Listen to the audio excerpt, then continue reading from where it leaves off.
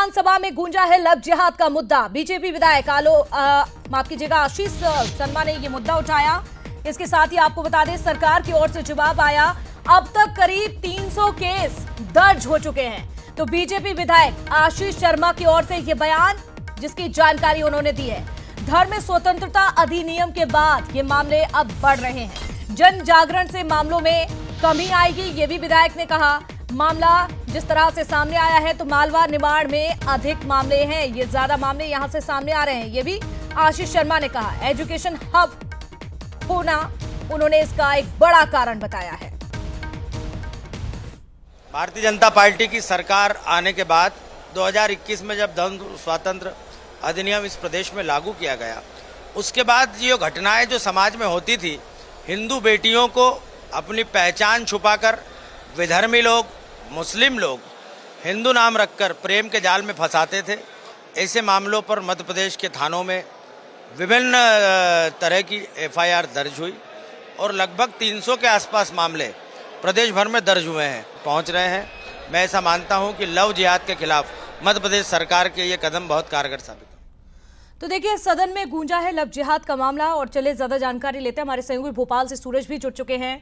सूरज, जिस तरह से लव जिहाद के मामले सामने आ रहे हैं और अब जिस तरह से सदन में भी ये गूंज सुनाई दी, किस तरह से इस मुद्दे को उठाया गया है? और समस्या तो है, लेकिन क्या समाधान को लेकर क्या बात हुई? राजनीति तो हम देख रहे हैं लंबे समय से यहां पर हो रही है।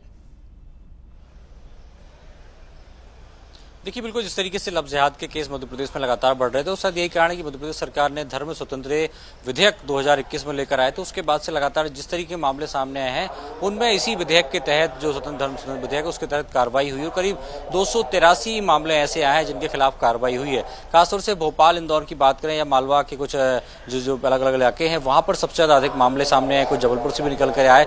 लेकिन सरकार जिस तरीके से जो बेटियों के साथ जिस तरीके से बहला फुसलाकर उनको प्यार में फंसाकर धर्मांतरण के मामले सामने आए थे, उस पर सख्त नजर आ रही। शायद यही कारण है कि विधानसभा में जब सवाल पूछा गया बीजेपी विधायक की तरफ से, तो सरकार का जवाब आया कि 2021 से अब तक करीब 300 मामलों में सरकार ने सख्त कार्रवाई की है और आने वाले समय में इस प्रकार की घटनाएं ना हो, उसको रोकने के लिए सरकार ये बड़ा जो कठोर कानून है वो विधानसभा में लेकर आई है। और उसके पालन के हिसाब से ही लगातार बड़ी स्तर पर हम देख रहे हैं जो भी इस प्रकार की शिकायतें आती हैं, उन पर लव स्वतंत्रता विधेयक के तहत मामला दर्ज होता है।